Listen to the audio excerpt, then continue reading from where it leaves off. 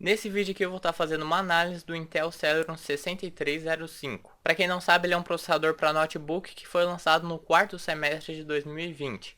Ou seja, já faz quase um ano que esse processador foi lançado. Porém, eu só fui ver notebooks sendo vendidos com esse processador aqui no Brasil há 4 dias atrás. Então é por isso que eu fui fazer esse vídeo só agora. Primeiramente, esse Celeron é um Celeron de 11ª geração, feito em 10 nanômetros super fino. Por ele ser um processador da linha Celeron, não espere muita performance dele. Tanto é que as próprias especificações dele são bem ruins. Ele é um processador de 2 núcleos e 2 threads com uma frequência fixa de 1.8 GHz. Além disso, ele tem 4 MB de memória cache e suporta memória RAM DDR4 de até 3200 MHz, ou se a memória RAM for LPDDR4X, ele suporta com frequência de até 3733 MHz. Tudo que eu falei até agora foram especificações bem ruins, o que já era de se esperar de um Celeron, que é o processador da linha mais baixa que tem da Intel. Teoricamente, ele seria o pior processador da Intel para notebook que existe na 11ª geração. Pode haver processadores piores, mas pelo nome dele, ele seria o pior processador de 11ª geração da Intel. Porém, uma coisa me surpreendeu, que foi a placa de vídeo integrada dele, que é uma Iris Xe G4. Essa placa de vídeo se equivale a mais ou menos uma Vega 6. O que para uma placa de vídeo integrada não tá nada ruim. Eu sei que existe placas de vídeo integradas melhores, mas me impressionou uma placa de vídeo dessas estar em um Celeron. Falando um pouco sobre a placa de vídeo, ela é uma placa de vídeo com 384 cores, 12 TMUs e 12 HOPS. Além disso, a frequência dela é de 1.25 GHz e possui 48 unidades de execução. E essa placa de vídeo, se a gente for ver, ela é muito boa. Ela consegue rodar GTA V, por exemplo, Fortnite, vários jogos aí. Eu diria que a grande maioria dos jogos, a placa de vídeo dá conta. Porém, tem uma coisa meio ruim, que, como eu falei, é o processador em si. O processador meio que deixa a desejar, porque atualmente ter 2 núcleos é muita pouca coisa. E por cima, esse processador ainda tem 2 núcleos e 2 threads. Se ele tivesse 2 núcleos e 4 threads, estaria melhor. Mas como ele só tem 2 núcleos e 2 threads, ele vai sofrer bastante. A maioria dos programas hoje em dia são otimizados para usar mais de 2 núcleos. A maioria dos programas mais atuais são otimizados para usar de 4 a 8 núcleos, normalmente. É claro que existem exceções, né? Então o processador ele meio que tem duas desvantagens. Ele tem a primeira desvantagem de ter poucos núcleos e não ter uma frequência muito boa. E a segunda desvantagem seria que, além dele sofrer disso, ele sofreria com a má otimização dos programas, que muitos deles não são tão bem otimizados para 2 núcleos. Principalmente os programas mais atuais. Programas e jogos, no caso, né? Então, ele teria o desempenho bastante afetado. Devido a isso, eu diria que ele é um processador mais para uso básico, mais para internet. Daria para usar um Excel, fazer uma planilha mais básica, um PowerPoint, Word, essas coisas básicas. Por mais que com a placa de vídeo integrada dele, daria para jogar alguns jogos, não seria o tipo de coisa que eu espero que um processador desse rodaria bem. Pode ser que algum jogo um pouco mais antigo, tipo o GTA V. O GTA V é um bom exemplo. Ele é um jogo lá de 2013, se eu não me engano, ou seja, é um jogo meio antigo. E por sinal é um jogo bem pesado, até para hoje em dia ele é um jogo meio pesado. O GTA V, ele é uma exceção. Muito provavelmente esse processador vai aguentar sim rodar um GTA V. Porque como ele foi feito lá antigamente, ele foi também otimizado para processadores de 2 núcleos. É claro que o Celeron vai sofrer para rodar um GTA V. Provavelmente você vai ter que setar tudo no mínimo no jogo e vai ficar por volta dos 30 FPS. Isso porque o GTA V é o jogo mais antigo. Provavelmente se você for pegar um jogo meio equivalente ao GTA V, só que um jogo lançado mais atualmente, um jogo de 2020, muito provavelmente o Celeron não vai aguentar. Assim, aguentar vai aguentar, mas vai ter muito travamento, né? Mas por que exatamente que eu tô afirmando que o Celeron aguenta GTA V? Calma que eu tenho uma base um pouco mais profunda, eu não estou falando isso de acordo apenas com as especificações no site da Intel. Esse Celeron é basicamente um Pentium 7505, que inclusive eu já fiz uma análise dele aqui no canal, link na descrição. O Pentium 7505 tem basicamente as mesmas especificações de um Celeron 6305, só que o Pentium 7505 ele tem 2 núcleos e 4 threads, ou seja, ele tem 2 threads a mais que o Celeron. E além dessas 2 threads a mais, o Pentium também tem 0.2 GHz a mais de frequência. Ou seja, o Celeron tem a frequência de 1.8 GHz, como eu falei, e o Pentium tem a frequência de 2 GHz. Vale ressaltar aqui que o Pentium tem a frequência Turbo Max de 3.5 GHz, ou seja, em alguns segundos, quando o processador necessitar de mais performance, ele vai conseguir ficar em 3.5 GHz, mas o processador só consegue atingir essa frequência durante um curto período de tempo. Então nem vou estar levando em consideração essa frequência Turbo Max. Eu só vou estar levando em consideração a frequência Turbo dos dois processadores aqui, porque agora eu vou realizar um comparativo entre eles, entre o Celeron e o Pentium. Então, pela própria calculadora aqui a gente pode fazer um cálculo. 1.8, que no caso seria a frequência do Celeron, né? E vamos pôr aqui mais 10%. Ficaria 1.98.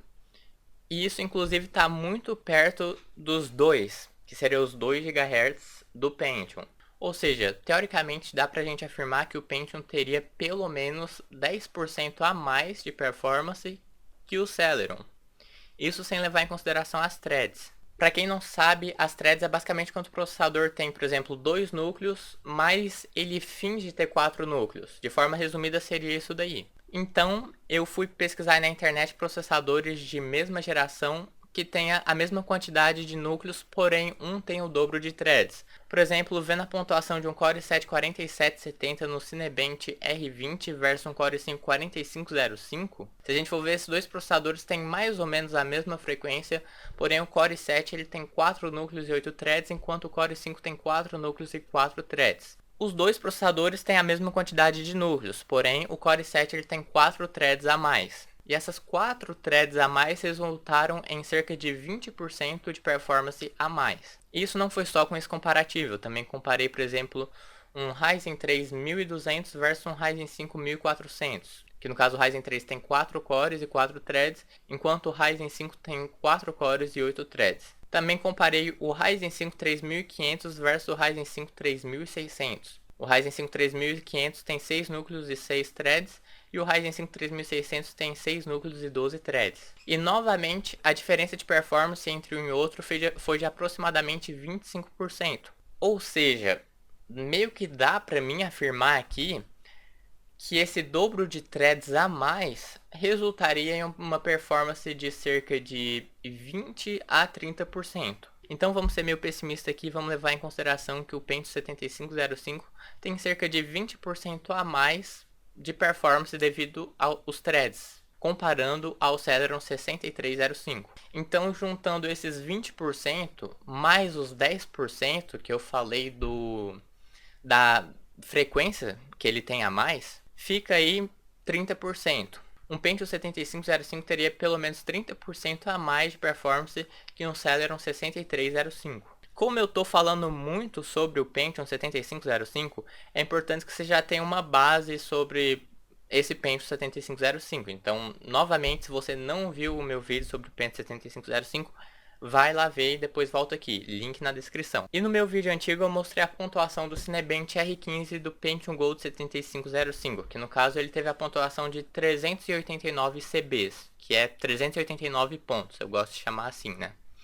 E se a gente fizer o cálculo de 389 menos 30%, teoricamente, deixa eu ver se tá dando pra ver aí, tá assim, teoricamente o Celeron teria uma pontuação de 272,3 CBs no Cinebench R15. E essa pontuação não tá tão ruim assim. Lembrando que a pontuação dele no Cinebench R15 pode ser um pouquinho a mais ou um pouquinho a menos que isso. Isso aqui não é a pontuação definitiva no Cinebench R15. E em um antigo vídeo meu aqui do canal, que eu testei o Core i3 3110M, que é um Core i3 terceira geração bem antigo, ele tem uma pontuação de 210 CBs no Cinebench R15. E esse Core i3 conseguiu rodar GTA V bem sofridamente, mas conseguiu. Na verdade, se você for ver esse vídeo que eu vou estar deixando na descrição também, o que limitou o processador de rodar o GTA V foi a placa de vídeo integrada UHD Graphics 4000. Porque se a gente for ver no vídeo, na hora que eu tava fazendo o benchmark no GTA V, o processador ficou ali em 70, 80% de uso, enquanto a placa de vídeo ficou quase sempre em 99%. Então, por isso o GTA V, jogando com o Core 3 3110M, ficava quase sempre a 30 FPS. Ficava meio jogável e injogável. De vez em quando ele dava umas travadas, mas na maioria do tempo ficava em cerca de 30 FPS. E como eu falei, o que limitou foi a placa de vídeo integrada, não foi o processador. Levando em consideração que o Celeron tem uma pontuação acima do Core 3 3110M, na questão do processamento, ele aguentaria rodar um GTA V. E na questão da placa de vídeo, ele também aguentaria rodar um GTA V, porque como eu falei, a placa de vídeo Intel Iris Xe G4, ela é mais ou menos equivalente a uma Vega 6. Se a gente for ver testes aí no YouTube do Pentium Gold 7505, que tem a mesma placa de vídeo do Celeron, o Pentium consegue rodar o GTA V. Portanto, já que o Celeron não é tão limitado assim em questão de processamento, a parte da placa de vídeo integrada dele dá conta tranquilamente de rodar GTA V. Enfim, não espere altos FPS, mas pelo menos acima de 30 FPS você vai conseguir rodar um GTA V no Celeron 6305. Agora, se for levar em consideração outros jogos, tipo um Cyberpunk, algum jogo mais atual, lançado aí, sei lá, em 2019, 2020, algum jogo um pouco mais pesado, provavelmente o Celeron não vai aguentar, porque ele realmente, em questão de processamento, é fraquinho. E eu não sei te dizer nem se ele aguentaria o GTA V Online, o GTA V RP, né? Provavelmente não. Mas o GTA V no modo história ele daria conta de boa. Pra falar a verdade, eu não aconselho nem que você jogue nesse processador. Como eu falei aí mais pra trás no vídeo, ele é para uso básico. Enfim, acho que já deu pra ter uma noção da performance do processador. Agora eu vou dar minha opinião se ele compensa ou não. Olha, como ele é um processador para notebook, não tem como eu dar exatamente a minha opinião sobre isso, porque eu teria que analisar o notebook em si, as características do notebook. E o único notebook que eu vi sendo vendido com esse processador foi o Samsung Book. Se você quiser que eu faça um vídeo sobre o Samsung Book, deixa aqui na descrição. Aí eu vou comparar o Samsung Book com outros notebooks. Mas, falando de forma resumida, eu acho que ele não compensa muito. Ele não compensa porque, se a gente for ver no momento desse vídeo, o notebook com esse processador está custando R$ 2.500, o Samsung Book no caso, né?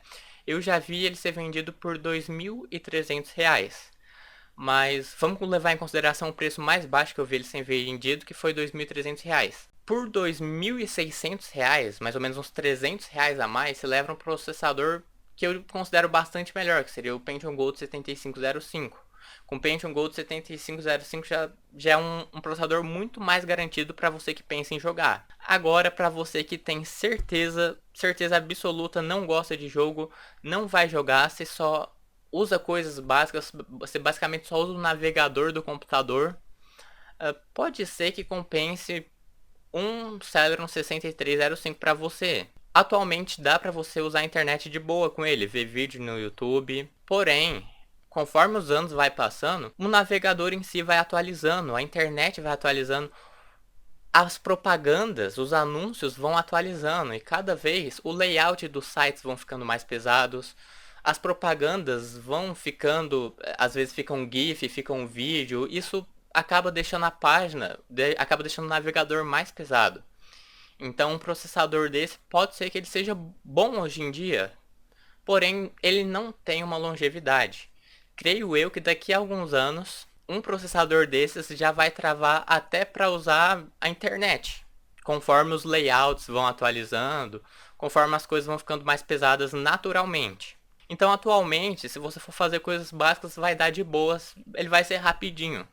Porém, no futuro você pode sentir uma leve lentidão nas coisas básicas em si. Coisa que você pegasse um processador um pouquinho mais forte, um Pentium Gold 7505 que seja, você vai ter uma longevidade bastante maior. Porque como eu falei, é quase que crucial hoje em dia você ter um processador que pelo menos finge ter 4 núcleos, coisa que o Pentium Gold 7505 faz. Enquanto o Celeron, ele só tem 2 núcleos e 2 threads. O desempenho dele em questão de jogos não tá tão ruim. Se você for jogar jogos mais antigos, ele vai até aguentar. Porém, jogos atuais não. Enfim, se você puder investir um pouco mais, puder gastar um pouco mais que R$ 2.300, Tem outras opções melhores de notebooks beirando os R$ 3.000 aí. Notebooks com Ryzen, notebooks com Core 3. Opções melhores, se você puder gastar na faixa dos R$ 3.000.